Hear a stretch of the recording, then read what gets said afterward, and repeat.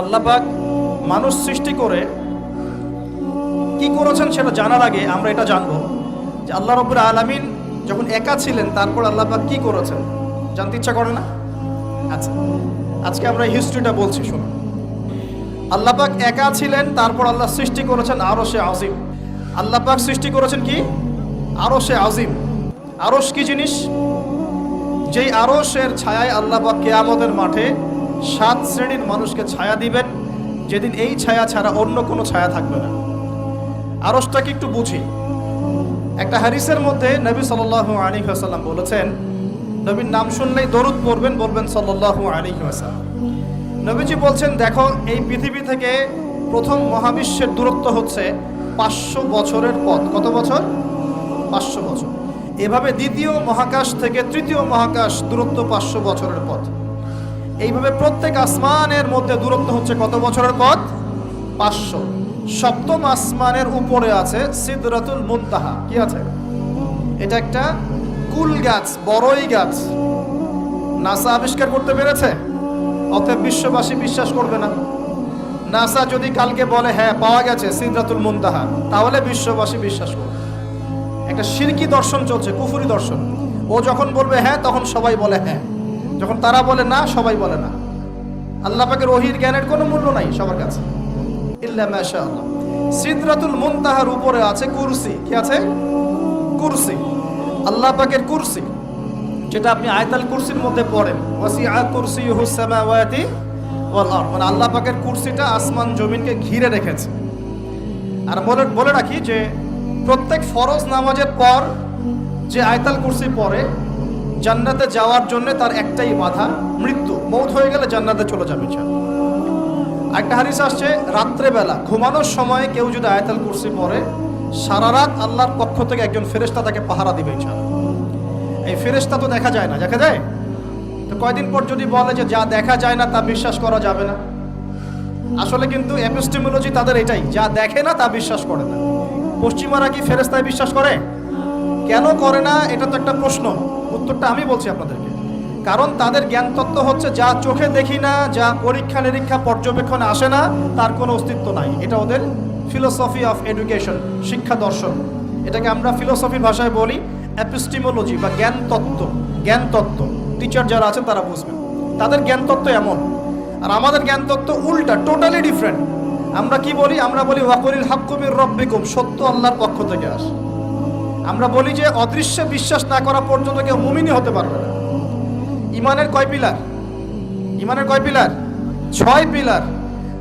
আমানতু বিল্লাহি, আল্লাহর প্রতি বিশ্বাস করলাম, ওয়া মালাইকাতিহি, তার ফেরেশতাগণের প্রতি, ওয়া কুতুবিহি, আল্লাহ পাকের আসমানি কিতাব সমূহের প্রতি, ওয়া রুসুলিহি, আল্লাহ পাকের রাসূলগণের প্রতি, ওয়াল ইয়াউমিল আখির, পরকালের প্রতি, ওয়াল কদরি খায়রিহি ওয়া শাররি, তাকদীর বা ভাগ্যের ভালো মন্দের প্রতি। এই 6টার একটাও কি চোখে দেখা যায়? আল্লাহকে দেখেছেন? ফেরেশতা দেখেছেন? আমাদের নবীকেও কি দেখেছেন?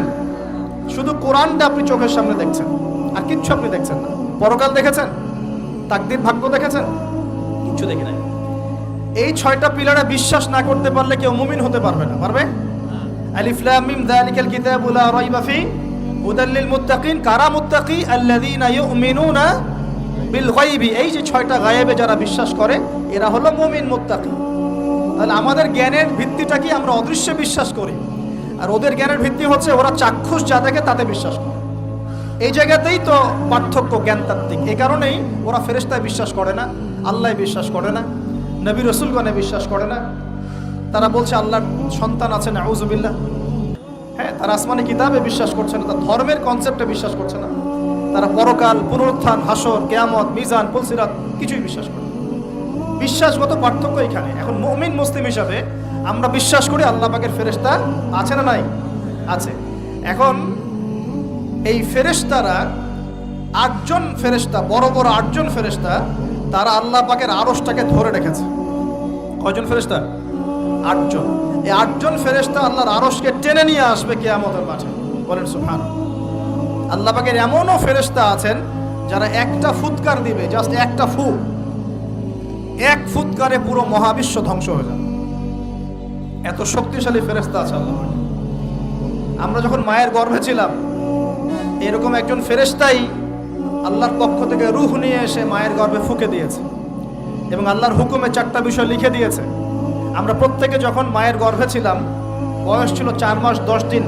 আমরা তো সব ভুলে গেছি এখন, এগুলো মাত্র 4 মাস 10 দিন। এখন শরীরে শক্তি আছে তো, এই জন্য শৈশব বাল্যকাল সব ভুলে গেছি। আবার একদিন শরীরে শক্তি থাকবে না, তখন আবার আল্লাহ আল্লাহ করা শুরু করো। 2 দিন ডায়রিয়া হলেই আল্লাহ আল্লাহ শুরু হয়ে যায়। যখন মানুষ সুস্থ থাকে আল্লাহর বিরুদ্ধাচারণ করে, আল্লাহ বলতে কেউ নাই। ঠিক আছে? তো ওই ফেরেশতা লিখে দিয়েছেন 4টা জিনিস আল্লাহর পক্ষ থেকে। 1, সেই ব্যক্তির হায়াত কতটুকু হবে। 2, দুনিয়াতে রিজিক পাবে, কি কি রিজিক পাবে। 3 নাম্বার, তার কাজগুলো কি কি হবে, দুনিয়ায় কি কি কাজ করবে সে। আর 4 নাম্বার, তার সৌভাগ্য, সে সৌভাগ্যবান হবে না দুর্ভাগ্যবান হবে, মানে জান্নাতি হবে না জাহান্নামী হবে। এটা লিখে দেওয়া হয়ে গেছে। এখন এরকম 8 জন বড় বড় ফেরেশতা আল্লাহর আরশটাকে ধরে রেখেছেন। আর আমরা বলছি কুরসির কথা। এই কুরসি আসমান জমিনকে ঘিরে আছে। আর আয়াতুল কুরসি যে ব্যক্তি তেলাওয়াত করবে, ইনশাআল্লাহ তাআলা আল্লাহর পক্ষ থেকে একজন ফেরেশতা তাকে সারা রাত পাহারা দিবে ইনশাআল্লাহ।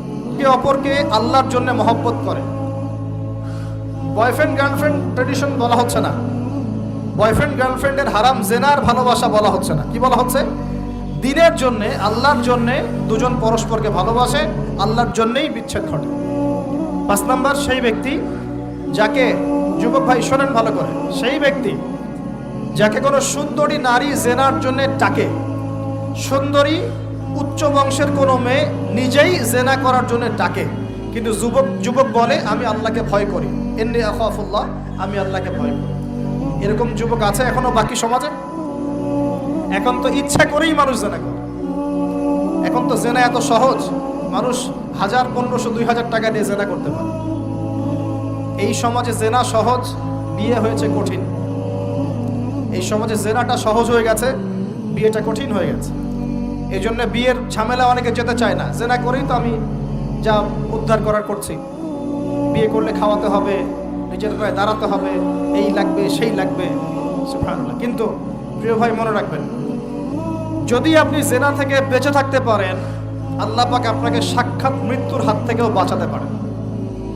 এটা আমি এমনি এমনি বলি নাই, আমি দলিল দিচ্ছি। জেনা এমন একটা পাপ, যেই পাপ থেকে যদি কোনো যুবক নিজেকে বাঁচাতে পারে, আল্লাহ পাক তাকে সাক্ষাৎ মৌতের হাত থেকেও বাঁচাতে পারবে ইনশাআল্লাহ। কিভাবে? 3 বন্ধু যাচ্ছে রাস্তা দিয়ে, হঠাৎ করে ঝড়, বন্ধু 3 জন ঢুকে গেল গুহার মধ্যে। কিসের মধ্যে? গুহায়, যে পাহাড়ি এলাকায় আপনারা থাকেন যারা, গুহার মধ্যে। হঠাৎ করে পাহাড়ের পাথর দিয়ে গুহার মুখটা বন্ধ হয়ে গেল। এখন খোলার কোনো অপশন নাই। সবাই বলছে এখন 3 জন, এখন তো আমরা বের হতে পারবো না। সবাই সবার নেক আমলের ওসিলা দিয়ে আল্লাহর কাছে দোয়া করো। কিসের ওসিলা দিয়ে? নেক আমলের ওসিলা দিয়ে দোয়া করতে হয়। যে হাদিস, মৃত মানুষকে ওসিলা করে তার জন্য নজর মানত জবাই করে দোয়া করতে হয় না। নিজের নেক আমলের ওসিলা দিয়ে আল্লাহর কাছে দোয়া করতে হয়। আল্লাহ পাক এখন দোয়া শুনলেন। একজন বলছে আমি আমার পিতা মাতাকে খুব খেদমত করতাম, তাদেরকে দুধ পান না করে দুধ পান করাতাম না, নিজেও করতাম না, ছেলেদেরকে করাতাম না। আল্লাহ, এই কাজটা তোমার ভালো লাগলে আজকে গুহার মুখ থেকে পাথর সরিয়ে দাও। পাথর একটু সরে গেল। পাথর আল্লাহর কথা শোনে কিনা? শোনে না? সবাই আল্লাহর কথা শোনে। আগুন আল্লাহর কথা শোনে কিনা? ইব্রাহিমের জন্য আগুন ঠান্ডা হয়ে যায় নাই? আচ্ছা, তারপরে আরেকজন দোয়া করছে, আল্লাহ, আমার এক কর্মচারী ছিল, তার বেতন বাকি ছিল, সে বেতন না নিয়ে চলে গেছে। আমি সেই বেতনটা দিয়ে কিছু গবাদি পশু কিনেছি। আস্তে আস্তে গবাদি পশু বেড়েছে। অনেক দিন পর সে এসেছে টাকা চাওয়ার জন্য। তা আমি বলেছি সবই তোমার, সব নিয়ে চলে যাও। সে বলেছে আপনি কি ফাইজলামি করতেছেন আমার সাথে? আমার টাকা আমাকে দেন। বলছে না, তোমার টাকা দিয়ে আমি এটা কিনেছিলাম, আজকে বংশবৃদ্ধি হয়েছে, সব তোমার, নিয়ে যাও। সে নিয়ে গেল। সে বলছে আল্লাহ, এই কাজ যদি তোমার সন্তুষ্টির জন্য করে থাকি, আজকে আমাকে বাঁচাও। পাথর একটু সরে গেল। এবার তৃতীয় ব্যক্তি, এই ছেলে বলছে, যুবক ছেলে, আল্লাহ, আমার একজন চাচাতো বোন ছিল। কে ছিল? এই যে বয়ফ্রেন্ড গার্লফ্রেন্ড, খালাতো বোন, চাচাতো বোন। এখন তো বিচ্ছিরি অবস্থা। এখন এমন একটা অবস্থা, পশ্চিমা সভ্যতার রিপোর্টগুলো পড়ে দেখি, ভাইও বোনের সাথে জেনা করে না। ওদের ওখানে নিজের আপন পিতার দ্বারাও মেয়ে সেক্সুয়াল হ্যারাসমেন্টের শিকার হয়। ওরা আমাদেরকে শেখায় এখন ভালো কোনটা মন্দ। আর আমরাও আমাদের মাথাটা কবে যে বিক্রি করে দিলাম, ওদের কাছ থেকে ভালো মন্দ শিখতে হচ্ছে। কোরআন সুন্নাহ বাদ দিয়ে ওদের কাছ থেকে ভালো মতো শিখতে হচ্ছে। তো চাচাতো বোনকে সে খুব ভালোবাসতো, তাকে সে পেতে চাইতো, মানে তার সাথে সেক্সুয়াল সম্পর্ক করতে চাইতো। আমাকে 1000 বা 100 স্বর্ণ মুদ্রা দিতে পারো, দিনার, তাহলে আমি তোমার সাথে সেক্স করবো, মানে জেনা করবো, নাউযুবিল্লাহ। তো সেই ছেলে অনেক কষ্ট করে এই টাকাগুলো বা এই দিনারগুলো অর্জন করে, কামাই করে, দিনরাত পরিশ্রম করে, ঠিক আপনারা যেমন করছেন আর। তো এরপর সে তার স্বর্ণ মুদ্রা দেয়, দিয়ে বলে যে এখন আমাকে আমার কাজ করতে দাও। তখন সেই মেয়ে রাজি হয়। ঠিক যে মুহূর্তে তারা সেক্সুয়াল সম্পর্কটা করবে, ঠিক ওই মুহূর্তেই এই মেয়ে বলে ওঠে, হে আল্লাহর বান্দা, আল্লাহকে ভয় করো। আমি সারা জীবন আমার সতীত্বকে ধরে রেখেছি, কাউকে দেইনি, আমি কারোর সাথে এরকম অন্যায় করি নাই, আমি খারাপ মেয়ে নই, তুমি আমার ইজ্জতটা নষ্ট করো না। কে বলছে কথা? মেয়ে। ওই অবস্থা থেকে কি একটা ছেলের উঠে আসা সম্ভব? এটা কি এতটাই সহজ? এটা কিন্তু সহজ না। সত্যি কথা বলতে এই বিষয়টা কিন্তু এতটাও সহজ না। যারা অবিবাহিত তারা হয়তো বুঝতে পারবে না, বিবাহিতরা বুঝতে পারছে। তো ওই অবস্থা থেকে সেই টাকাগুলো না নিয়ে সেই স্বর্ণমুদ্রা মেয়েকে দিয়ে ওখান থেকে সেই ছেলে উঠে আসে আল্লাহর ভয়ে। সে এখন গুহার মধ্যে আটকা পড়েছে, আল্লাহকে বলছে, আল্লাহ ওই দিন ওই কাজ যদি তোমার সন্তুষ্টির জন্য করে থাকি, আজকে আমাকে মৃত্যুর হাত থেকে বাঁচাও। সমস্ত পাথর দপদপ করে সরে গেল। এটা কিন্তু কোনো গাল গল্প না, এটা বনু ইসরায়েলের ঘটনা, সত্য ঘটনা। এই হাদিস থেকে আমি আপনাকে দলিল দিচ্ছি যে যদি জেনার মতো পাপ থেকে আমি সরে আসতে পারি, সাক্ষাৎ মৌত থেকে আল্লাহ বাঁচাতে পারে। প্রিয় ভাই, সেই যুবক আরো সে ছায়া ছায়া পাবে যে তার যৌবনকালটাকে আল্লাহর পথে কাটিয়েছে, এবং যাকে কোনো সুন্দরী মেয়ে জেনার জন্য আহ্বান করে, সে বলে আমি আল্লাহকে ভয় করি। আমরা তওবা করি, আমরা কোনো প্রকার জেনার পাপে যাব না ইনশাআল্লাহ। যদি হারাম কোনো সম্পর্ক থেকে থাকে, আজকেই এই নাম্বার ডিলিট করে ফেলতে হবে। আল্লাহ পাক তৌফিক দান। ডিলিট করার আগে আবার ফোন করে বলেন না যে আজকে থেকে আর কথা বলবো না, তাহলে এই কথা আর কোনোদিন শেষ হবে না। একবারই বন্ধ, ডিসকানেক্টেড। কার জন্য? আল্লাহর জন্য। এবং এটা করার পরে আল্লাহকে বলতে হবে, আল্লাহ শুধু তোমার ভয়ে এবং তোমার সন্তুষ্টি পাওয়ার জন্য আমি জেনা থেকে বেরিয়ে আসলাম। আল্লাহ তুমি আমাকে হেদায়েত দাও, ঈমান দাও, আমল দাও, এবং তোমার রাস্তায় আমাকে বেহিসাব রিজিক দাও। এবং নেককার কুমারী, নেককার প্রেমময়ী, তাকওয়াবান, মুত্তাকি একজন স্ত্রী আল্লাহ তুমি আমাকে দান করো। ইনশাআল্লাহ আল্লাহ পাক আপনাকে দান। আল্লাহ পাক দান। আল্লাহ পাকের জমিন প্রশস্ত, আল্লাহর হাত প্রশস্ত। আল্লাহর হাতকে সংকীর্ণ মনে করবেন না, আল্লাহর জমিনকে সংকীর্ণ মনে করবেন না। আল্লাহ পাক যাকে ইচ্ছা বেহিসাব রিজিক দিতে পারে ইনশাআল্লাহ। আল্লাহ পাক আমাদের সবাইকে বেহিসাব রিজিক দান করুন, বলি আমিন। আর সেই ব্যক্তি যে এত গোপনে দান করে, যার বাহাত জানে না ডান হাত কি দান করেছে, যার বাহাত জানে না ডান হাত কি দান করেছে। আমাদের মতো নয় যে 10,000 টাকা দান করলে সবাইকে না জানানো পর্যন্ত ঘুম হচ্ছে না, এমন নয়। দান এমন গোপনে করে যে তার বাহাত জানে না ডান হাত কি দান করছে। আল্লাহ পাক আমাদের সবাইকে গোপনে দান করার তৌফিক দেন।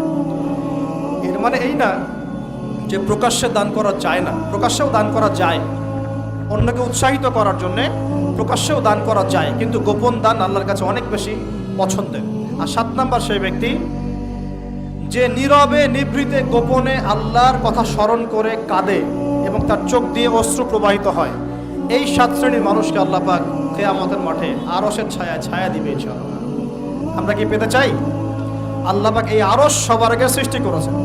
তারপর কি সৃষ্টি করেছেন? কলম। কি? কলম। কলম সৃষ্টি করে আল্লাহ পাক বলেছেন উকতুব, লিখো। কলম বলছে মাযা আকতুব, আমি কি লিখবো? আল্লাহ বলছেন কিয়ামত পর্যন্ত যা হবে সব লিখো। লাউহে মাহফুজে কলম লেখা শুরু করেছে, কিয়ামত পর্যন্ত যা হবে সব লেখা হয়ে গেছে। অতএব রিজিক নিয়ে আপনার টেনশন করার কোনো দরকার নাই। যা লেখা হয়েছে পাবেন ইনশাআল্লাহ। যদি হালাল পথে চান হালাল পথে পাবেন, হারাম পথে চাইলে হারাম পথে পাবেন। আপনি যা তাকদিরে আছে এর বাইরে আপনি কিছু পাবেন না, যতই চেষ্টা করেন। আল্লাহ পাক আমাদের সবাইকে তাকদির নিয়ে সন্তুষ্ট থাকার তৌফিক দান। এই তো প্রথম বিশ্বযুদ্ধে কত মানুষ মারা গেছে? 3 থেকে 4 কোটি। 3 থেকে 4 কোটি। নবী সাল্লাল্লাহু আলাইহি ওয়াসাল্লাম এবং সাহাবীরা যত যুদ্ধ করেছেন ইসলামের জন্য, সবগুলো যুদ্ধের পরিসংখ্যান মিলালে 10,000 মানুষও মারা যায় নাই। 10,000ও না। আর তোমাদের শুধু প্রথম বিশ্বযুদ্ধেই 3 থেকে 4 কোটি মানুষ মারা গেছে। সেকেন্ড ওয়ার্ল্ড ওয়ারে মারা গেছে 7 থেকে 8 কোটি মানুষ। ভিয়েতনাম যুদ্ধে এরকম প্রায় 4 থেকে 5 লক্ষ, আরও বেশি হতে পারে। চায়নায়, রাশিয়ায়, আপনার ইতালিতে যে বড় বড় রেভলিউশনগুলো হয়েছে, দেখবেন লক্ষ লক্ষ মানুষ মারা গেছে, লক্ষ লক্ষ। এই যে শুরু হয়েছে ইউক্রেন রাশিয়া, এই যুদ্ধ এত তাড়াতাড়ি থামবে না, এই যুদ্ধ এত দ্রুত বন্ধ হবে না, এটা কন্টিনিউয়াসলি চলতে থাকবে। ওদের প্ল্যান ছিল সিরিয়াকে নিয়ে, সিরিয়াকে কেন্দ্র করে তার একটা মালহামা চেয়েছিল, গ্রেট ওয়ার, বিশ্বযুদ্ধ। ওটা হয়নি, আলহামদুলিল্লাহ হয় না, আলহামদুলিল্লাহ হয়নি। এখন নতুন পরিকল্পনা হচ্ছে এই যে ইউক্রেন রাশিয়া ইস্যু নিয়ে সারা ওয়ার্ল্ডে একটা ফেতনা সৃষ্টি করে। অলরেডি তারা ফেতনা সৃষ্টি করেই ফেলেছে। গ্যাসের দাম বেড়ে গেছে, তেলের দাম বেড়ে গেছে, এক্সপোর্ট ইম্পোর্ট কলাপস করছে, অনেক সমস্যা হচ্ছে। এবং এটাকে জিয়ে রাখা হচ্ছে অস্ত্র দিয়ে, প্রযুক্তি দিয়ে, হ্যাঁ, ট্যাঙ্ক দিয়ে, সমরাস্ত্র দিয়ে ওরা জিয়ে রাখছে যুদ্ধটাকে, যে চলুক, কন্টিনিউয়াসলি চলতে থাকুক। কারণ তাদের উদ্দেশ্য হচ্ছে পুরো বিশ্বে একটা ম্যাসাকার যুদ্ধ লাগানো। এটা আস্তে আস্তে আপনারা বুঝতে পারবেন, আমাকে কিছুই বলতে হবে না, আস্তে আস্তে আপনারা এমনি বুঝতে পারবেন। সারা বিশ্বে একটা গ্রেট ওয়ার হতে পারে, যেটাকে মিলিটারি অ্যাফেয়ার্স যারা বুঝেন তারা বলেন যে নিউক্লিয়ার ওয়ার বা পারমাণবিক যুদ্ধের কথা বলেন। এটা কিন্তু আমাদের দরজায় দাঁড়িয়ে আছে। আমরা দোয়া করি এমনটা না হোক, কিন্তু হতে পারে। আমরা দোয়া করি এমনটা না হোক, কিন্তু হতে পারে।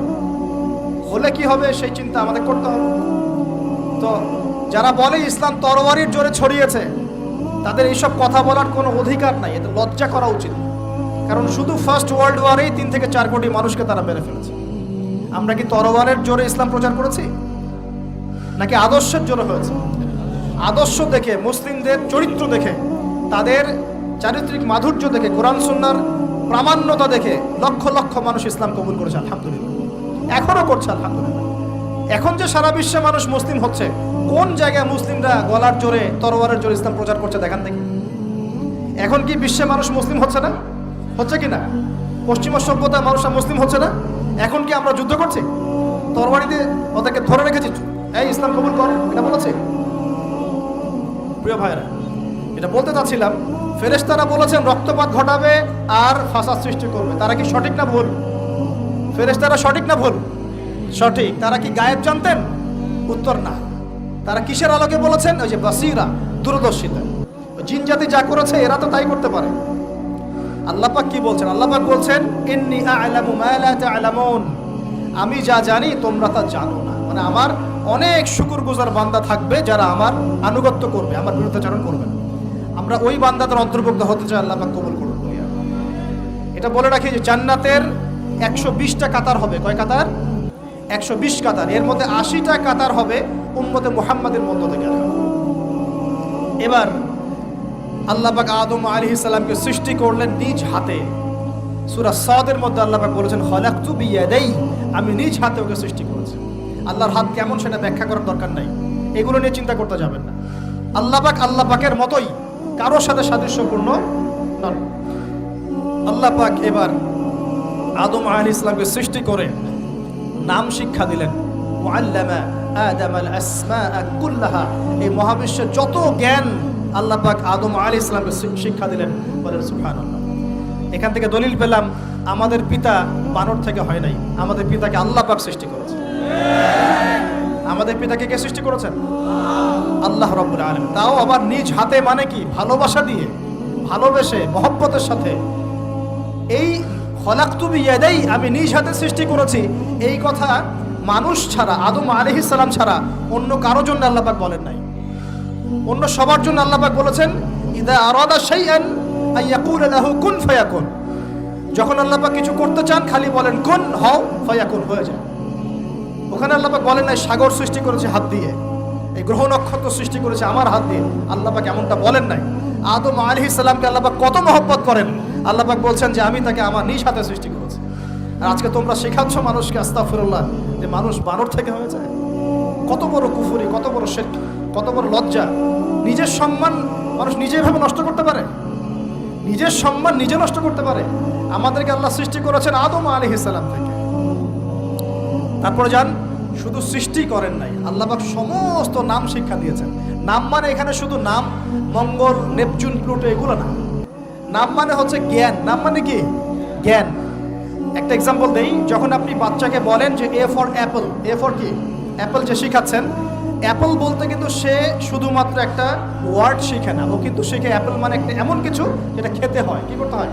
খেতে হয়। যখন আপনি শেখান এ ফর অ্যান্ট, ও বুঝতে পারে অ্যান্ট হচ্ছে একটা সৃষ্টি, এটা চলাচল করে, কালো কালো দেখতে, ও কিন্তু মাথার মধ্যে ওটা ছবি এঁকে নেয়। তো এটা নাম মানে শুধু নাম না, জ্ঞান। আল্লাহ পাক আদম আলাইহিস সালামকে সমস্ত জ্ঞান শিক্ষা দিলেন।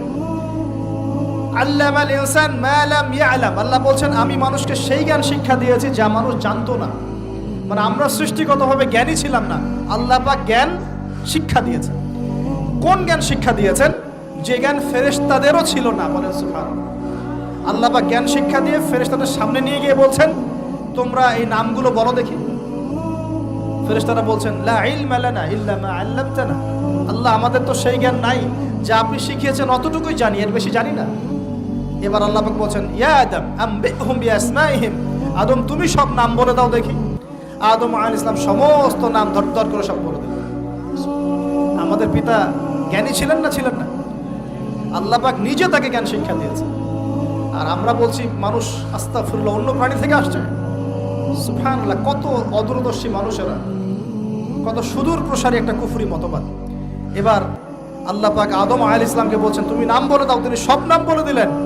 এবার গিয়ে আল্লাহ পাক ফেরেশতাদেরকে বলছেন এবার তোমরা একটা কাজ করো, ইয কুলনা লিল মালাইকাতি ইসজুদু লি আদম, তখন আল্লাহ পাক বলছেন যে আমি ফেরেশতাদেরকে বললাম তোমরা সবাই এখন আদমকে সিজদা করো। বলেন সুবহানাল্লাহ। কত সম্মান আমাদের পিতা। মহাবিশ্বে ফেরেশতাদের সামনে আল্লাহ পাক তাকে সিজদা করালেন ফেরেশতাদেরকে দিয়ে। ফাসাজাদু, সবাই সিজদা করলো, ইল্লা ইবলিস। কে সিজদা করলো না? ইবলিস। এখানে একটা বিষয় মনে রাখেন, আমাদের পিতাকে কিসের কারণে সম্মানিত করা হয়েছে? শারীরিক গঠন, চেহারার সৌন্দর্য, টাকা পয়সা, রিজিক, কোনটার কারণে? এইটাই মনে রাখবেন। মুসলিম উম্মাহ যদি আজকে সারা বিশ্বের নেতৃত্ব দিতে চায়, সবাইকে জ্ঞানী হতে হবে, জ্ঞানের বিপ্লব ঘটাতে হবে। বলেন সুবহানাল্লাহ, বলেন আমিন। এই জ্ঞানের বিপ্লব ঘটাতে পারলে ইনশাআল্লাহ মুসলিম উম্মাহ আবার সেই জায়গায় যাবে যেখান থেকে আমরা এসেছি। জ্ঞান ছাড়া আমরা কিচ্ছু করতে পারবো না। আর এই জ্ঞান মানে শুধু একমুখী শিক্ষা নয়, জেনারেল শিক্ষা, ইসলামিক শিক্ষা, এই দুটাকে হারমোনিয়াসলি কম্বাইন্ড করতে হবে, করে এমন জ্ঞান অর্জন করতে হবে যে জ্ঞান দিয়ে বিশ্বকে আমরা চ্যালেঞ্জ করতে পারি। এটাই এই বিশ্বের সবচেয়ে বড় চ্যালেঞ্জ এখন, মুসলিমদের সবচেয়ে বড় চ্যালেঞ্জ এখন এটাই, ইসলামিক শিক্ষা এবং জেনারেল শিক্ষাকে একত্রিত করে এমন প্রজন্ম তৈরি করা যে প্রজন্ম আগামী দিনে উম্মাকে নেতৃত্ব দেবে ইনশাআল্লাহ। এই একটা কাজ যদি কেউ করে যেতে পারে, আল্লাহ পাক তৌফিক দেখ, আমরা দোয়া করে আল্লাহ পাক এমন নেতা আমাদের উপরে নিয়ে আসুক যারা এরকম প্রজেক্ট লঞ্চ করতে পারে। বলেন আমিন। দোয়া করতে কোনো সমস্যা? অথবা যদি কেউ হাল না ধরে, আল্লাহ পাক যেন এমন কিছু মানুষ তৈরি করে দেন যারা এই জ্ঞানতাত্ত্বিক বিপ্লব নিয়ে কাজ করবে ইনশাআল্লাহ। এটা সবচেয়ে ইম্পর্টেন্ট কাজ এখন, না হলে আজকে থেকে 20-30 বছর পরে এই প্রজন্মকে আপনি আর খুঁজে পাবেন না। দেখবেন এমন প্রজন্ম চলে আসছে যারা বলবে আল্লাহর সাথে আমাদের কোনো সম্পর্ক নাই, নামাজ পড়বে না, রোজা রাখবে না, যাকাত দিবে না, আল্লাহকে চিনবে না। দেখে নিয়েন, আমরা দোয়া করি এমনটা না হোক, কিন্তু যদি আমরা হাল ছেড়ে দিই এখন এমনটাই হবে সামনে। এটা খিদিরের দৃষ্টিভঙ্গি দিয়ে আপনাদেরকে বললাম, জ্ঞানতাত্ত্বিক রেভলিউশন দরকার। যদি কেউ কোনো উদ্যোগ না গ্রহণ করে, অ্যাটলিস্ট বাসায় পারিবারিকভাবে হলেও আপনাকে শেখাতে হবে সন্তানকে, কোনো অপশন নাই। এবার ফাসাজাদু, সবাই সিজদা করেছে, ইল্লা ইবলিস, ইবলিস করে নাই। কেন করছে না? ইবলিসের সমস্যাটা কি? ইবলিসকে আল্লাহ পাক জিজ্ঞাসা করছেন, আল্লাহ পাক জিজ্ঞাসা করছেন মা মানাআকা আল্লা তাসজুদা ইযা আমারতুক, আমি তোমাকে আদেশ করলাম আদমকে সিজদা করতে, কে তোমাকে নিষেধ করলো সিজদা করতে? ইবলিস বলছে, বেশি চালাক, বেশি বোঝে যারা, অতিরিক্ত বুদ্ধিজীবী। ইবলিস ছিল বেশি বুদ্ধিজীবী। ইবলিস ছিল কি? অতিরিক্ত মাত্রার বুদ্ধিজীবী। আছেন আমাদের সমাজে এরকম কিছু মানুষ, ও বলছে খালাকতানি মিন নার, আমাকে সৃষ্টি করেছেন আগুন দিয়ে, আগুন তো সুপিরিয়র মাটির চাইতে। ওয়া খালাকতাহু মিন তিন, আর আপনি এই আদমকে সৃষ্টি করেছেন মাটি থেকে, কাদা মাটি দিয়ে, আমি কেন আদমকে সিজদা করতে যাব? যুক্তি, অতি যুক্তিবাদী, অতি বুদ্ধি। আল্লাহ পাক বলছেন ফাখরুজ মিনহা ফাইন্নাকা রাজিম, এখান থেকে বের হয়ে যাও, তুমি অভিশপ্ত।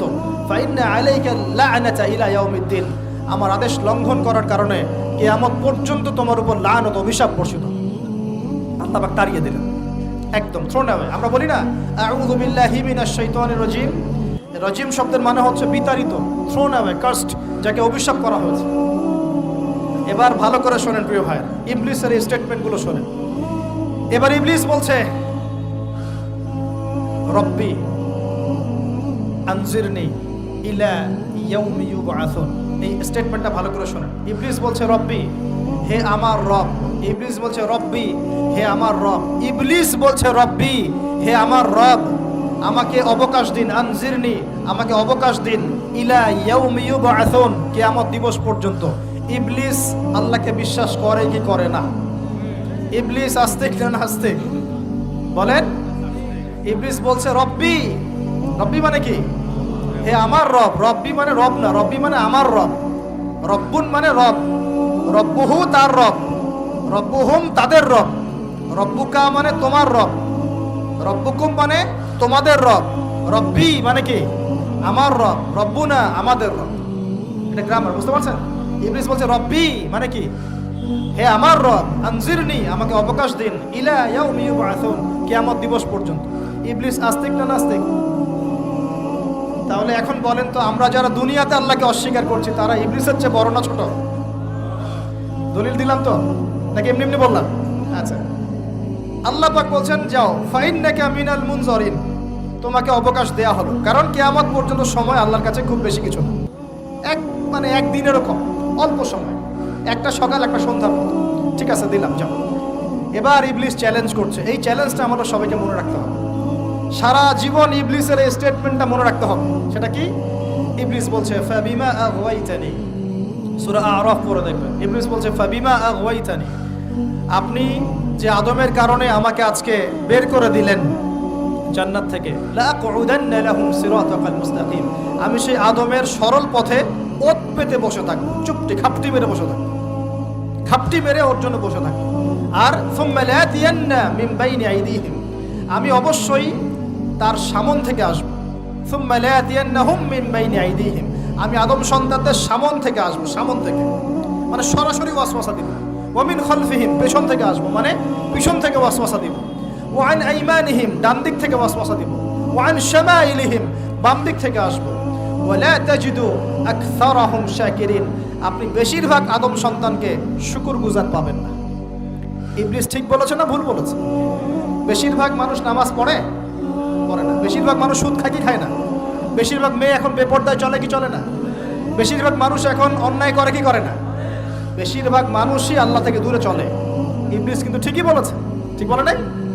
আচ্ছা, আল্লাহ পাক বলছেন ঠিক আছে যাও, তোমার চ্যালেঞ্জ তোমার জায়গায়, তবে আমার বান্দারা যদি সারা জীবনও অন্যায় করার পরে একবার, যদি খালি একটা বার মন থেকে তাওবাতুন নাসুহা মানে প্রকৃত তওবা করে, খালেস তওবা করে, আল্লাহর কাছে ফিরে আসে, বলে আস্তাগফিরুল্লাহ, আল্লাহ আমাকে মাফ করে দাও, রব্বিগফির ওয়ারহাম, আল্লাহ মাফ করো, ক্ষমা করো, আস্তাগফিরুল্লাহাল্লাযী লা ইলাহা ইল্লা হুয়াল হাইয়ুল কাইয়্যুম ওয়া আতুবু ইলাইহি, বা আমার কাছে একটা বার যদি মাফ চায়, ক্ষমা চায়, তার সারা জীবনের গুনাহ আমি মাফ করে দেব।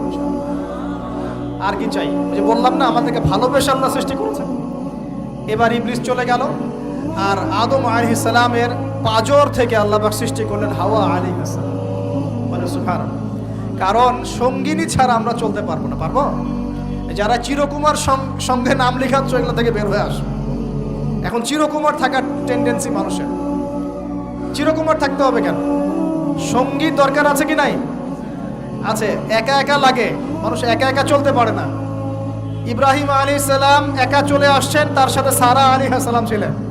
আমাদের নবীজি যখন একা, তার সাথে খাদিজা রাদিয়াল্লাহু আনহা ছিলেন। ঠিক আছে?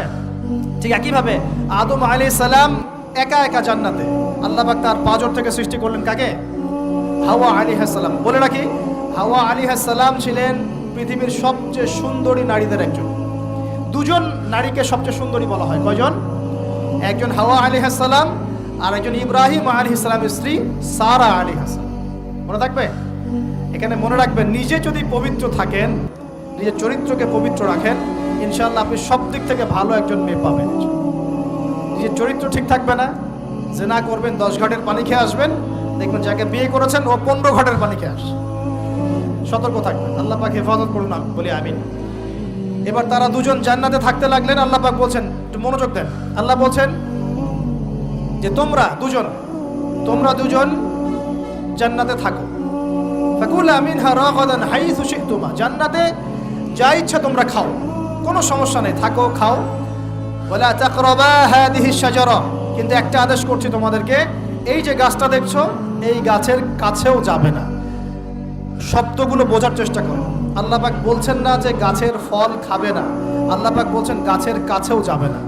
ঠিক যেমন আল্লাহ বলছেন ওয়ালা তাকরাবু আমওয়ালাল ইয়াতীম, এতিমের মালের কাছেও যাবে না। আল্লাহ বলছেন না এতিমের মাল খেও না। আল্লাহ বলছেন ওয়ালা তাকরাবু জিনা, জেনার কাছেও যেও না। আল্লাহ কিন্তু বলছেন না জেনা করো না। ঠিক একই ভাষায় আল্লাহ পাক বলছেন ওয়ালা তাকরাবা হাদিহি শাজারা, তোমরা দুজন এই গাছের কাছেও যাবে না। That's all. আর কোনো সমস্যা নাই, জান্নাতে থাকো। এবার তারা জান্নাতে থাকতে লাগলেন। থাকতে থাকতে এক পর্যায়ে ইবলিস ওয়াসওয়াসা দেওয়া শুরু করলো। কি ওয়াসওয়াসা দিল যে আমাদের পিতা মাতা সেখানে চলে গেলেন? ভাবার বিষয় তো নাকি? কি এমন বললো ইবলিস যে তা আমাদের পিতা মাতা রিসিভড হয়ে গেলেন? এই কথাটা আছে সূরা তাহায়। কোন সূরা? তাহা পড়ে দেখবেন। আল্লাহ পাক বলছেন ইবলিস আমাদের পিতাকে বোঝাচ্ছে, বলছে ইয়া আদম, হে আদম, হাল আদুল্লুকা, আমি কি তোমাকে জানিয়ে দিব, আমি কি তোমাকে জানিয়ে দিব, খবর দিব, আলা শাজারাতিল খুলদি ওয়া মুলকিন লা ইয়াবলা, এমন একটা গাছের কথা কি জানিয়ে দিব যেই গাছের কাছে গেলে বা তার ফল খেলে তুমি দুটো জিনিস পাবে, চিরস্থায়িত্ব পাবে, কোনোদিন মরবে না, আর বিশাল ক্ষমতার মালিক হবে। অন্য আয়াতে আসছে যে তোমরা ফেরেশতা হয়ে যাবে। এই দুটো কথা। তাহলে কি প্রলোভন দিল? চিরস্থায়িত্বের প্রলোভন এবং কি অমরত্বের প্রলোভন। অমরত্ব এবং ক্ষমতা। একটু মনোযোগ দেন। এই দুনিয়াতে যারা আল্লাহর পথ থেকে বিচ্যুত হয়ে গেছে বেশিরভাগ এই দুটার ফাঁদে পড়েছে, হয় ক্ষমতার ফাঁদে, না হলে দুনিয়ার এই যে মোহ, অমরত্ব, দুনিয়ার জীবন নিয়ে পড়ে থাকা, এই দুনিয়ার প্রেমেই মানুষ নিজের পথ হারিয়ে ফেলেছে। এই দুটোই হয়েছে।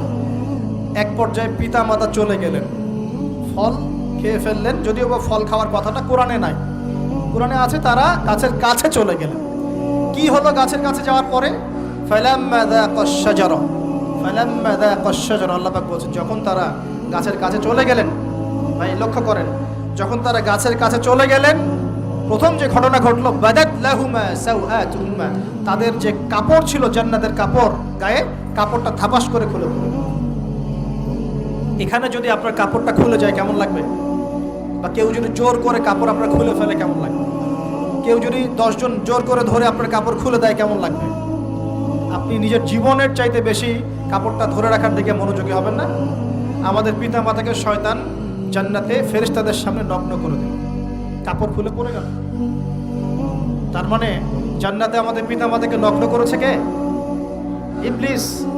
তাহলে দুনিয়াতে যারা এখন আমাদের গা থেকে কাপড় খুলতে চায়, বেপর্দায় চলতে চায়, পর্দাকে কুপ্রথা বলে, কুসংস্কার বলে, যারা বলে যে অশ্লীলতার বিপ্লব ঘটুক, পোশাকের কোনো বাধা ধরা নিয়ম না থাকুক, সবাই স্বাধীন, যারা নগ্নতা অশ্লীলতার প্রচার প্রসার চায়, যারা মুসলিমদের গা থেকে কাপড় খুলতে চায়, এরা তাহলে কার হয়ে কাজ করছে? যেই কাজ শয়তান করেছে জান্নাতে ওই কাজই তারা করছে এখন জমিনে। কথা কি প্রমাণ করতে পারলাম? প্রথম দুর্ঘটনা কোনটা? প্রথম দুর্ঘটনা এটা নয় যে তারা আল্লাহর হুকুম আহকাম ত্যাগ করেছেন, আল্লাহকে অস্বীকার করেছেন, কুফরি করেছেন, শিরিক করেছেন, এগুলো হয়নি। প্রথমে সর্বপ্রথম দুর্ঘটনা হয়েছে গা থেকে কাপড় খুলে পড়ে গেছে, তাও জান্নাতে সবার সামনে। এবার আমাদের পিতামাতার কি অবস্থা চিন্তা করেন, লজ্জাস্থান প্রকাশিত হয়ে গেছে। এবার তারা জান্নাতের গাছের পাতা ছিঁড়ে ছিঁড়ে ছিঁড়ে গা এই লজ্জাস্থান ঢাকা শুরু করলেন। এটা সূরা আরাফের মধ্যে আছে। এবার আল্লাহ পাক তাদেরকে বললেন, আলাম আকুল লাকুমা, আমি কি তোমাদের দুজনকে বলি নাই, ইন্নাশ শাইতানা লাকুমা আদুউম মুবিন, শয়তান তোমাদের স্পষ্ট শত্রু, আমি কি তোমাদেরকে বলি নাই? এবার আমাদের পিতা মাতা দরদর করে চোখের পানি ফেলে দিয়ে আল্লাহকে বলছেন, রব্বানা যালামনা আনফুসানা ওয়া ইল্লাম তাগফির লানা ওয়া তারহামনা লানাকুনান্না মিনাল খাসিরিন। এই দোয়া করার পর আল্লাহ পাক তাদেরকে মাফ করে দিলেন, বলে সুবহানাল্লাহ। কিন্তু জান্নাতে আর থাকা হলো না, জান্নাতে আর থাকা হলো না। আমরা অনেকে মনে করি এই ঘটনার কারণে হয়তো আল্লাহ পাক তাদেরকে নামিয়ে দিয়েছেন, এই কথাও ঠিক না। কেন ঠিক না? কারণ আল্লাহ পাক দুনিয়া সৃষ্টি করেছেন আগে, আর আল্লাহ আগেই মানুষ সৃষ্টি করার আগেই আল্লাহ পাক বলেছেন দুনিয়াতে আমার খলিফা পাঠাবো। তার মানে দুনিয়াতে যে আদম আলাইহিস সালামকে পাঠানো হবে এটা আগে থেকেই লেখা ছিল। এবার নামিয়ে দিচ্ছেন আল্লাহ পাক, কুল নাহবিতু মিনহা জামিআ, তোমরা সবাই এখন নেমে যাও। কে কে নেমে যাও? আদম, হাওয়া, ইবলিস সব নেমে যাও। কোথায় নেমে যাও? দুনিয়াতে নেমে যাও। এই হাদিসটা কি জানেন? হাদিসটা শুনে রাখেন, এটা আখিরুজ জামান বা কিয়ামতের আলামত সংক্রান্ত হাদিসগুলোর মধ্যে পাবেন। আল্লাহর রাসূল সাল্লাল্লাহু আলাইহি ওয়াসাল্লাম বলেছেন, কিয়ামতের আগে আগে আমার উম্মতের মধ্যে, ভালো করে শোনেন, কিয়ামতের আগে আগে আমার উম্মতের মধ্যে একদল মানুষ বের হবে যারা মদ পানকে হালাল মনে করবে। কাকে? মদ পান করাকে হালাল মনে করবে। যারা বাদ্যযন্ত্র, গায়িকা, নায়িকা এগুলো নিয়ে নর্তকী নাচাবে রাতের বেলা, এগুলোকে হালাল মনে করবে। যারা অশ্লীলতা, বেহায়াপনাকে জায়েজ করে নিবে। ঠিক আছে, এরকম কয়েকটা পাপের কথা বলে নবীজি বলছেন একদিন সকালবেলা আল্লাহ পাক তাদেরকে ঘৃণিত বানরে পরিণত করবে। এটা হবে সামনে, কখন কিভাবে হবে আল্লাহ ভালো জানেন। এবার আমি কনসেপ্টে চলে আসি।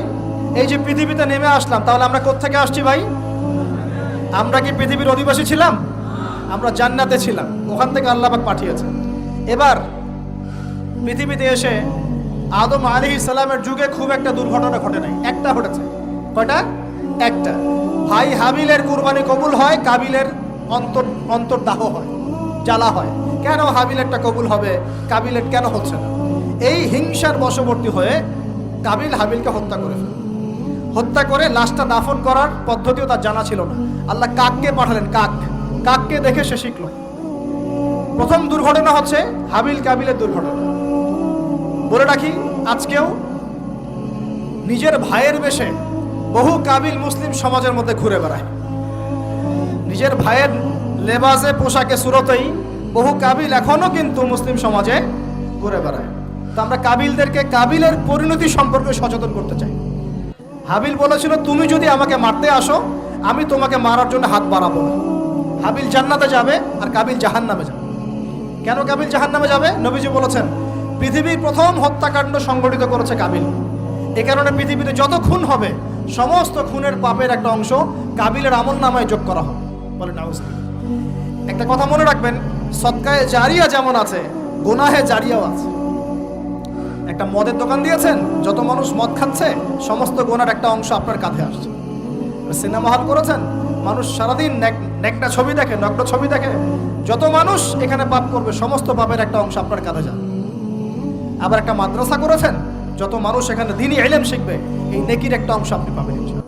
মরে গেলেও কবরে পাবেন ইনশাআল্লাহ। আল্লাহ পাক আমাদের সবাইকে সদকায়ে জারিয়া করার তৌফিক দেন, গুনাহে জারিয়া থেকে বাঁচিয়ে রাখুন।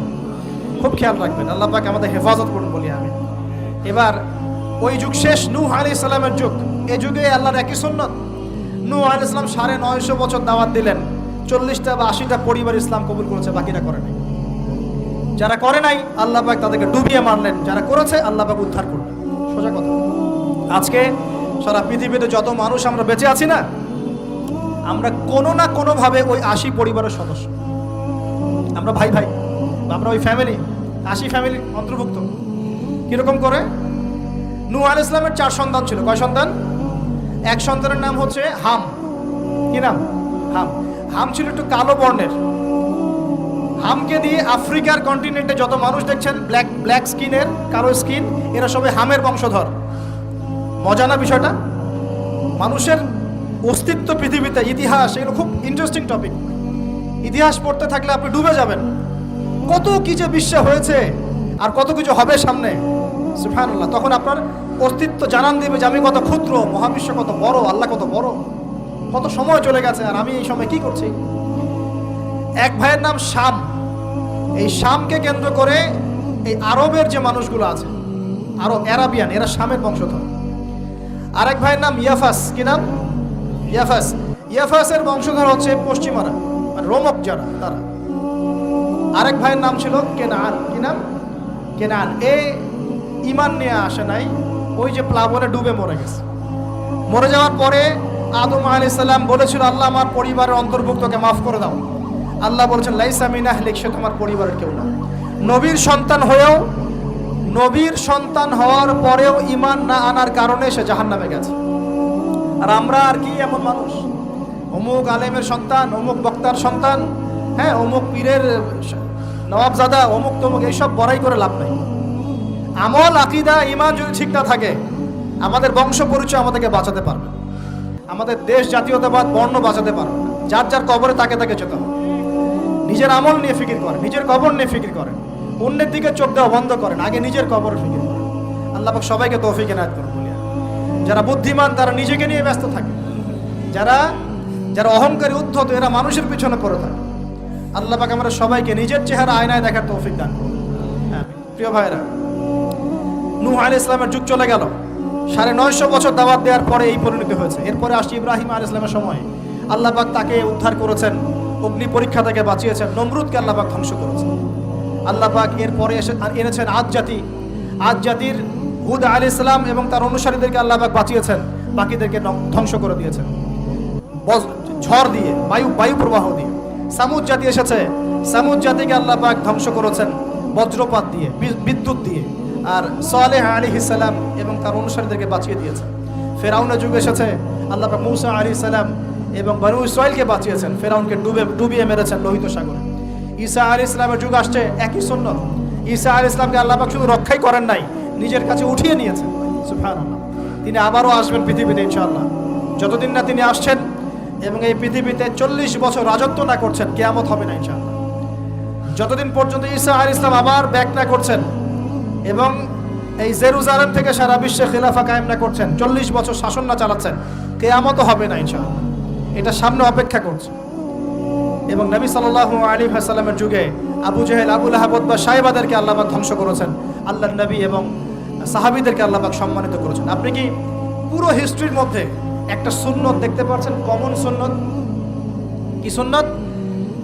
প্রত্যেক যুগে যুগে যারাই আল্লাহর ওই যে বিধান মেনে চলেছে, সমকালীন নবী রাসূলদের আনুগত্য করেছে, আল্লাহ পাকের আনুগত্য করেছে, আল্লাহ পাক তাদেরকে উদ্ধার করেছেন দুনিয়াতেও পরকাল।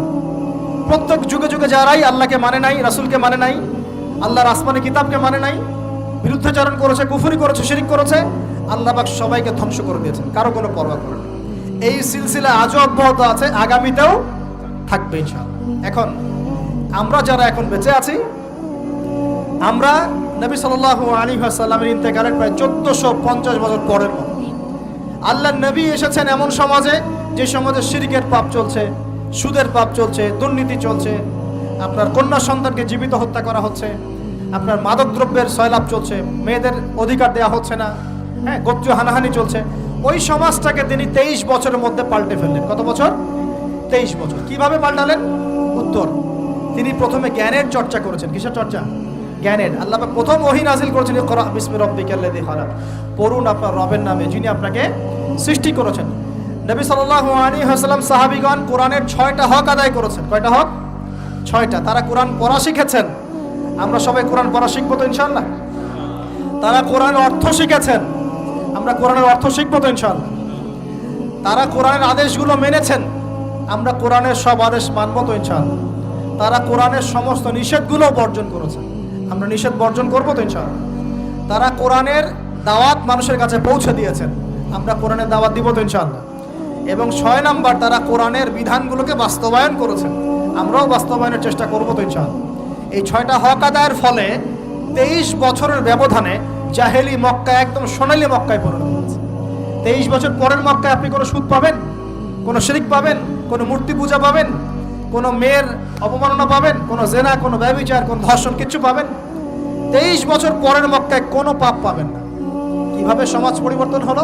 এই কোরআনের হক আদায়ের মধ্য দিয়ে হয়েছে, নবীর সুন্নাত প্রতিষ্ঠার মধ্য দিয়ে হয়েছে। এরপর কি থেমে গিয়েছিল? উত্তর, না। এরপর আবু বকর সিদ্দিকের যুগ এসেছে, প্রায় 2 থেকে 2.5 বছর তিনি শাসন কার্য চালিয়েছেন। ওই যুগে কি মানুষ আবার খারাপ হয়ে গিয়েছিল? উত্তর, না। বরং ইসলাম আরো বেগবান হয়েছে আলহামদুলিল্লাহ। এরপর এসেছে ওমর রাদিয়াল্লাহু আনহুর যুগ। কত বছর? প্রায় 10 বছর। কত বছর? 10 বছর। এই 10 বছরে কি মুসলিমরা আবার খারাপ হয়ে গিয়েছিল? ওমর রাদিয়াল্লাহু আনহুর কোর্টের মধ্যে কি প্রতিদিন কেস আসতো? সারা বছরে একটা কেসও আসতো না। মানুষ এত ভালো ছিল, সারা বছরে একটা কেসও আসতো না। বরং যারা রাষ্ট্রীয় পর্যায়ে দায়িত্বশীল ছিল তারা এসে বলতো যে আমাদের ভাতাগুলো বন্ধ করে দেন, বসে বসে বেতন নিব কেন, কোনো তো কেসই আসে না, বসে থাকতো কেন? এরকম সমাজ ছিল। একজন ব্যক্তি খুঁজে পাওয়া যেত না যে নামাজ পড়ে না, একজন মুসলিম পাওয়া যেত না যে জাকাত দেয় না সামর্থ্য থাকলে, এমন মুসলিম খুঁজে পাওয়া যেত না যে কোরআন পড়তে জানে না, হাদিসের চর্চা করে না, যে দাওয়াতি কাজ করে না, যে আল্লাহর পথে দাওয়াত এবং জিহাদে আত্মনিয়োগ করে না, এমন মুসলিমই খুঁজে পাওয়া যেত। এরপরে আসলো উসমান রাদিয়াল্লাহু আনহুর যুগ। ওই যুগে ফিতনা শেষের দিকে সৃষ্টি হওয়া শুরু হলো। কোন বিষয়কে কেন্দ্র করে? কোরআন সংকলনকে কেন্দ্র করে ফিতনা সৃষ্টি হলো। আতাতায়ীদের বিদ্রোহীদের হাতে উসমান রাদিয়াল্লাহু আনহুকে নির্মমভাবে শাহাদাত বরণ করতে হয়েছে। তিনি প্রায় 12 বছর শাসন কার্য চালিয়েছেন। ইসলাম আরও এগিয়ে গেছে। এরপর এসেছে আলী রাদিয়াল্লাহু আনহুর যুগ।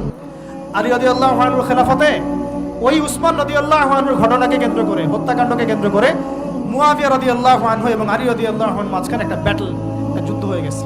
এর নাম হলো সিফফিনের যুদ্ধ। কিসের যুদ্ধ? সিফফিন। যাই হোক, এক পর্যায়ে আলী রাদিয়াল্লাহু আনহুকে এরকম বিদ্রোহীদের হাতে, খারেজিদের হাতে শহীদ হতে হয়। বলেন ইন্না লিল্লাহি ওয়া ইন্না ইলাইহি রাজিউন। তারপরে হাসান রাদিয়াল্লাহু আনহু অল্প কয়েকদিন শাসন কার্য চালান। তারপর উম্মার ঐক্যের খাতিরে তিনি তার শাসন কার্যের ভারটাকে মুয়াবিয়া রাদিয়াল্লাহু আনহুর হাতে সোপর্দ করে দেন, ছেড়ে দিলেন। মুয়াবিয়া রাদিয়াল্লাহু আনহুর সময় থেকে উমাইয়াদের শাসন শুরু হয়। উমাইয়ারা শাসন করেছে প্রায় 132 হিজরি পর্যন্ত। কত হিজরি? 132 হিজরি পর্যন্ত, প্রায় 92 ইয়ার্স, 92 বছর তারা শাসন করছে। এ সময় ইসলাম আরও এগিয়ে গেছে, পিছিয়ে যায় নাই। ফিতনা এসেছে, দমন করা হয়েছে। মুসলিমরা বীর দর্পে বিশ্বের বুকে শাসন কার্য চালিয়েছে। এরপর এসেছে আব্বাসীয়দের খেলাফত।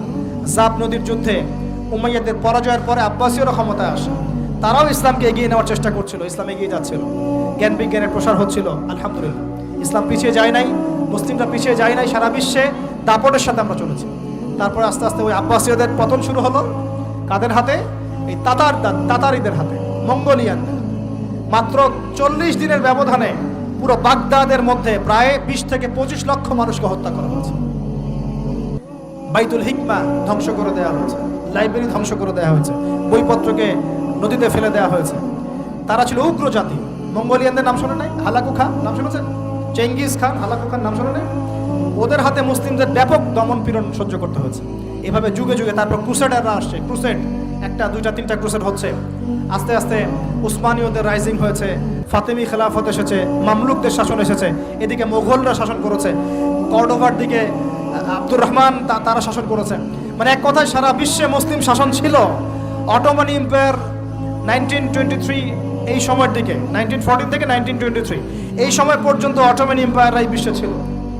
তারপরে মুসলিমরা আস্তে আস্তে রাষ্ট্র ভাগ করে ফেলেছে। প্রত্যেক রাষ্ট্র টুকরা টুকরা হয়ে গেছে, ইউনিটি নষ্ট হয়ে গেছে, রাষ্ট্রের ভিতরে বিভিন্ন ফাসাদ তৈরি করে দেওয়া হয়েছে, মুসলিমদের ঐক্য ভেঙে গেছে, ইকোনমি দুর্বল হচ্ছে। সব মিলিয়ে আজকে মুসলিমদের আজকে এই অবস্থা হচ্ছে। আমাদের এখন যুবকরা চিনে না আল্লাহকে, নামাজ পড়তে মানুষ খুঁজে পাওয়া যাচ্ছে না, যাকাত দেওয়ার মানুষ পাওয়া যায় না। রমজান মাসে পার্ট টাইম রোজা রাখে, পার্ট টাইম তারাবি পড়ে, পার্ট টাইম জুমায় আসে, পার্ট টাইম ঈদে নামাজ পড়ে। প্রজন্ম আস্তে আস্তে এই জায়গায় চলে আসছে। আল্লাহকে চিনে না, রাসূলকে চিনে না, ইসলামের হিস্ট্রি জানে না, আমাদের শেকড় জানে না। এমনি এমনি হয়নি, লাস্ট 100 বছরে এই জায়গায় আমরা আসছি। লাস্ট 100 বছরের হিস্ট্রি ভালো করে পড়ে দেখবেন, বলার সময় নেই এখানে। লাস্ট 100 বছরের হিস্ট্রি পড়ে দেখবেন, যে জায়গায় আমরা ছিলাম সেখান থেকে একদম তলানিতে নেমে চলে আসছি। এখন প্রশ্ন হচ্ছে, এই অবস্থায় কি চিরস্থায়ী থাকবো, নাকি এখান থেকে আমরা সামনে যাব? সামনে যে এমনি এমনি যাওয়া হবে না এটা নিশ্চিত। সামনে যাওয়ার জন্য কিছু কাজ এবং ক্রাইটেরিয়া মেনটেন করতে হবে। আমরা জানি এরপরে আসবে ইমামুল মাহদির শাসন, তারপরে আসবে নবী ঈসা আলাইহিস সালামের শাসন, তারপরে দাজ্জালকে মেরে ফেলা হবে। আর দাজ্জালকে মেরে ফেলার আগে দাজ্জাল তার অনুসারীদেরকে নিয়ে বিশ্ব শাসন করবে 40 বছর। সরি, 40 বছর না, 40 দিন। 40 দিন। প্রথম দিন হবে 1 বছরের সমান, দ্বিতীয় দিন হচ্ছে 1 মাস, তৃতীয় দিন 1 সপ্তাহের সমান। তারপরে দিনগুলো আমাদের দিনের মতোই। এরপর ঈসা আলাইহিস সালামের আগমনের মধ্য দিয়ে তার ধ্বংস হবে। এরপর ইয়াজুজ আর মাজুজ বের হবে। ইয়াজুজ আর মাজুজ খুব হিংস্র হবে, তাদেরকে হত্যা করার ক্ষমতা মুসলিমদের থাকবে না। মুসলিমরা তুর পাহাড়ে আশ্রয় নেবে। আল্লাহ পাকের গজবে তাদের ঘাড়ের মধ্যে একটা ভাইরাস জন্ম নেবে, এতে তারা মারা যাবে। বড় বড় নখরওয়ালা প্রাণী আল্লাহ পাঠাবেন, পাখি, এরা এসে এদেরকে উঠিয়ে উঠিয়ে কোনো জায়গায় ফেলে দিবে, মহাবিশ্বের কোনো এক জায়গায় এনে ফেলে দিবে। তারপর আল্লাহ পাক বৃষ্টি বর্ষণ করবেন, প্রচুর বৃষ্টি বর্ষিত হবে এবং বিশ্বের এই জমিনটা উর্বর হবে। তখন একটা ডালিম দেখেছেন? ডালিম, একটা ডালিম একটা পরিবার খাবে। একটা ডালিমের খোসার মধ্যে একটা পরিবার আশ্রয় নিতে পারবে। এত বড় বড় ফসল হবে। 40 বছর ঈসা আলাইহিস সালাম এই বিশ্বকে শাসন করবেন ন্যায়ের ভিত্তিতে, আদালতের ভিত্তিতে। ঘাটে মহিষ 1 ঘাটে পানি খাবে, বাঘে মহিষে 1 ঘাটে পানি খাবে, কেউ কারো উপর জুলুম করবে না। এরপর তার বিয়ে শাদী হবে, সন্তান হবে এবং তার ইন্তেকালও হবে স্বাভাবিকভাবে, এবং তাকে দাফন করা হবে নবী মুহাম্মদ সাল্লাল্লাহু আলাইহি ওয়াসাল্লামের কবরের পাশে। রওজার পাশে। এরপরে মানুষ আবার খারাপ হওয়া শুরু করবে, এতটা খারাপ হবে যে মানুষ রাস্তার মোড়ে মোড়ে জেনা ব্যভিচারে লিপ্ত হবে, কুকুর শেয়ালের মতো। এই অবস্থায় পশ্চিম দিক থেকে সূর্য উঠবে এবং ব্যবসায়ী ব্যবসা করতে বসেছে, কাপড় খুলেছে, এই কাপড় গুটিয়ে নেওয়ার আগে কিয়ামত হয়ে যাবে। একজন ব্যক্তি পানির বোতল খুলেছে, পানি মুখে দেওয়ার আগেই কিয়ামত হয়ে যাবে। একজন ব্যক্তি বাসা থেকে বের হয়েছে, বাসায় ফেরত যাওয়ার আগে কিয়ামত হয়ে যাবে। উঠকে পানি পান করানোর আগে কিয়ামত হয়ে যাবে। ওই সময় তওবার দরজা বন্ধ হয়ে যাবে। এই ইসরাফিল আলাইহিস সালাম সিংহায় ফুঁক দিয়ে দিবেন, মহাবিশ্ব ধ্বংস হয়ে যাবে। আল্লাহ পাক দ্বিতীয় ফুৎকারের মধ্য দিয়ে আবার সবাইকে উঠাবেন এবং এই দুনিয়ার জীবনে আমরা যে কাজগুলো করেছি এর হিসাব আমাদেরকে দিতে হবে। সেদিন যদি আমরা আল্লাহর কাছে প্রত্যেকটা কাজের হিসাব দিতে পারি, কোরআন সুন্নাহর উপর থাকতে পারি, আল্লাহর বিধিবিধান মেনে চলতে পারি, এই কারাগারের জীবনে আল্লাহর বিধান মেনে চলতে পারি, ইনশাআল্লাহ যেই জান্নাত থেকে আসছি আবার সেখানে ফিরে যাবো ইনশাআল্লাহ। আর যদি ওই দিন আমরা হিসাব দিতে ব্যর্থ হই, আল্লাহ না করুক, তাহলে ওই ইবলিসের সাথে, তার অনুসারীদের সাথে আমাদের সবাইকে জাহান্নামে থাকতে হবে। এইভাবে হিস্ট্রি শুরু হয়েছে, হিস্ট্রি শেষ হবে।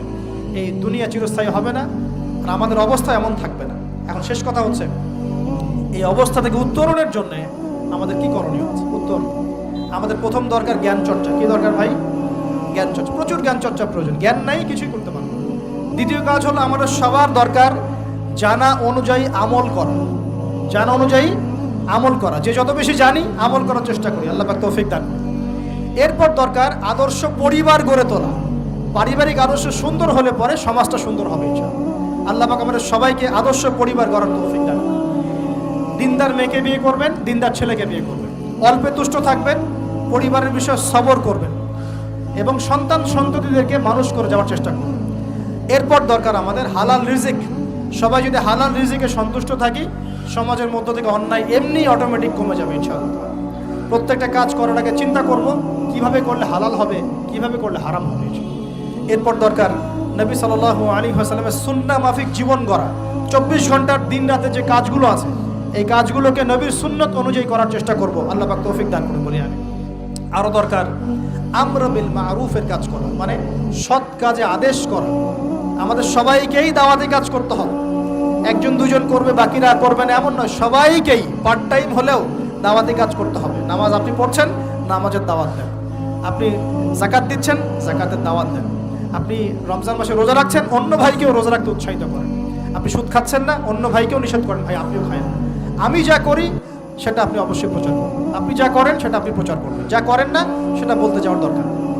তবে হ্যাঁ, আমলের কথা আপনি বলতেই পারেন। যদি আপনি তাহাজ্জুদ নিয়মিত পড়তে নাও পারেন, মানুষকে আপনি বলতে পারবেন তাহাজ্জুদে নামাজ পড়েন, তাহাজ্জুদ নামাজ পড়া ভালো। ইনশাআল্লাহ আস্তে আস্তে আপনি নিজেও আমল করার চেষ্টা করবেন। আল্লাহ পাক তৌফিক দান করুন। আমর বিল মারুফ, সৎ কাজে আদেশ করতে হবে। আরেকটা হচ্ছে অসৎ কাজে নিষেধ করতে হবে। সৎ কাজে শুধু আদেশ করলেই হয় না, অসৎ কাজেও কি করতে হয়? নিষেধ করতে হয়। মনে রাখবেন, শুধু সৎ কাজে আদেশ করলেই জীবনেও কোনোদিন আপনার উপর কোনো বালা মুসিবত, বিপদ আপদ, গালি তহমত আসবে না। যখন আপনি সৎ কাজে আদেশের সাথে সাথে অসৎ কাজেও নিষেধ করা শুরু করবেন, তখন চতুর্দিক থেকে আপনার উপরে বাধা আসা শুরু হবে। এটাই সুন্নাত। তবে এটা নবীর সুন্নাত। আল্লাহ পাক বলছেন, কুনতুম খায়রা উম্মাহ উখরিজাত লিন-নাস তা'মুরুনা বিল মা'রুফ ওয়া তানহাউনা 'আনিল মুনকার ওয়া তু'মিনুনা বিল্লাহ। আর আমাদের দায়িত্ব হচ্ছে পরবর্তী প্রজন্মকে মানুষ করে যাওয়া, নিজেদের জান মাল সময় শ্রম দিয়ে আল্লাহর জমিনে আল্লাহর দিনটাকে প্রচার করা, প্রসার করা, প্রতিষ্ঠার চেষ্টা করা এবং চরমপন্থী না হওয়া, আবার গোলালু মার্কা শৈথিলতাবাদীও না হওয়া, মধ্যমপন্থী থাকা, নিজের দায়িত্ব পালন করা, অন্যকে দিনের দিকে ডাকা। আমাদের ঊর্ধ্বতন কর্তৃপক্ষ যারা থাকবে সবার সামনে ইসলামটাকে যুগোপযোগীভাবে সত্য মিথ্যাকে স্পষ্ট করে দিয়ে উপস্থাপন করা। তারা যদি কবুল করে আলহামদুলিল্লাহ, যদি নাও করে তাদের দায়িত্ব তাদের, আমাদের দায়িত্ব আমাদের। That's all. আল্লাহ রাব্বুল আলামিন আমাদের সবাইকে কোরআন সুন্নাহ মাফিক জীবন করার তৌফিক দান করুন বলি আমিন। আমাদের সবাইকে আল্লাহ পাক পুরো ওয়ার্ল্ড হিস্ট্রি পড়ার তৌফিক দান করুন। কোরআনের জ্ঞানী হওয়ার তৌফিক দেন, এর অর্থ বোঝার তৌফিক দান করুন, নবীর সুন্নাহ মাফিক জীবন করার তৌফিক দান করুন, হালাল খাওয়ার তৌফিক দেন, আদর্শ পরিবার গড়ার তৌফিক দান করুন এবং দিন ইসলামকে বিজয়ী করার জন্য আমাদের জানমাল সময় শ্রম ব্যয় করে আল্লাহর পথে কাজ করার তৌফিক এনায়েত করুন। সকলেই বলে আমিন। أقول قولي هذا أستغفر الله لي ولكم ولسائر المسلمين. بارك الله لنا ولكم بالآية الحكيم إنه تعالى جواد كريم بر رؤوف رحيم.